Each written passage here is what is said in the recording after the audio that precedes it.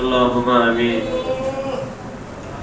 اللهم صل على سيدنا ونبينا وشفيعنا وحبيبنا ومولانا محمد صلى الله عليه وعلى آله وأصحابه وبارك وسلم. ربنا ظلمنا أنفسنا وإن لم تغفر لنا وترحمنا لنكونن من الخاسرين. ربنا آتنا في الدنيا حسنة وفي الآخرة حسنة وقنا عذاب النار.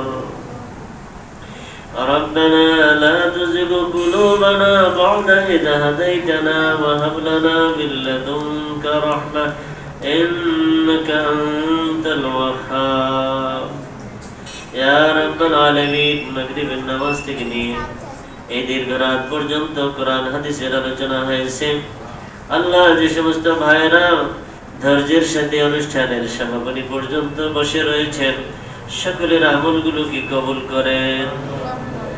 ইয়া রাব্বাল আলামিন, কোরআন শিক্ষার জন্য, আপনার নবীর হাদিসের দারস তাদরিস তালিমের জন্য এই প্রতিষ্ঠান প্রতিষ্ঠিত হয়েছে।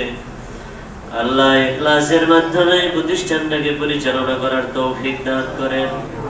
আল্লাহ, যারা এই প্রতিষ্ঠান প্রতিষ্ঠিত করেছেন, যারা পরিচালনার দায়িত্বে রয়েছেন, আল্লাহ সকলকে আপনি গায়বী মদদ দ্বারা, সাহায্য দ্বারা এই প্রতিষ্ঠানটাকে সুন্দর এবং সার্থকভাবে পরিচালনার তৌফিক দান করেন। আল্লাহ, এই প্রতিষ্ঠান যেন অত্র এলাকার মানুষের হেদায়েতের মার্কাজ হয়। আল্লাহ, কোরআন শিক্ষার, কোরআনের নূর ছড়ানোর জন্য একটা আলোক পত্রিকা হিসেবে কাজ করে। আল্লাহ, সেভাবে কবুল করে নেন। আল্লাহ, হাজার হাজার ছাত্র যেন এখান থেকে হক্কানি রাব্বানি আলেম হয়ে সমাজের হেদায়েতের দায়িত্ব পালন করতে পারে। আল্লাহ, হাদি হিসেবে কাজ করতে পারে, সেই তৌফিক দান করেন।